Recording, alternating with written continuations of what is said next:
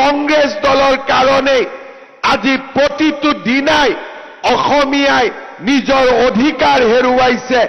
আজি অসমৰ 12খনতকৈও অধিক জিলাত আমি সংখ্যালঘুত পৰিণত হৈছো।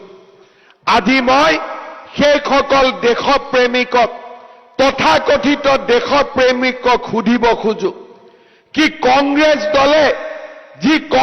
দলে যোৱা স্বাধীনতাৰ পিছৰ পৰা অসমীয়া জাতিক দুৰ্বল কৰিলে, লোকপ্ৰিয় গোপীনাথ বৰদলৈয়ে যি আধাৰ নিৰ্মাণ কৰিছিলে সেই আধাৰক মষিমূৰ কৰি পেলালে।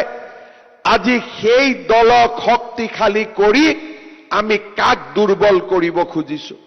আমি আমাৰ নিজৰ জাতিটোক দুৰ্বল কৰিব খুজিছো, আমি আমাৰ নিজৰ সমাজখনক দুৰ্বল কৰিব খুজিছো। আৰু অসম আন্দোলনৰ সেই ঐতিহাসিক ত্যাগ আৰু ঐতিহাসিক আন্দোলনটোৰ যি আত্মা আছিল সেই আত্মাটোক আজি আমি পুনৰ হত্যা কৰিব খুজিছো। দেশপ্ৰেমৰ মূল্য কোনোবাই কাৰোবাৰ লগত বুজাবুজি কৰি চৰকাৰ গঠনতে শেষ হৈ নাযায়। চৰকাৰ গঠন কৰাৰ পিছতো মানুহে সাহসেৰে সৈতে অসমৰ শত্ৰুৰ বিৰুদ্ধে যুঁজিব লাগিব। অসমৰ শত্ৰুৰ বিৰুদ্ধে যুঁজি এই জাতিটোক আমি যিমান দিনলৈ পাৰো সুৰক্ষিত কৰি ৰাখিব লাগিব।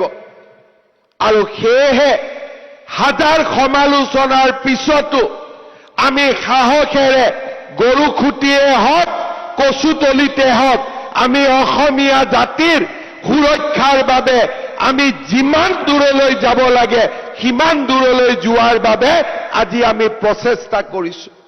অসমৰ ভূমি, অসমৰ জনজাতীয় লোকসকলৰ ভূমিকে হওক, অসমৰ খিলঞ্জীয়া লোকসকলৰ ভূমিয়ে হওক, আজি আমি সুৰক্ষিত কৰাৰ বাবে আজি আমি একনিষ্ঠভাৱে সংগ্ৰামত ব্ৰতী হৈছো।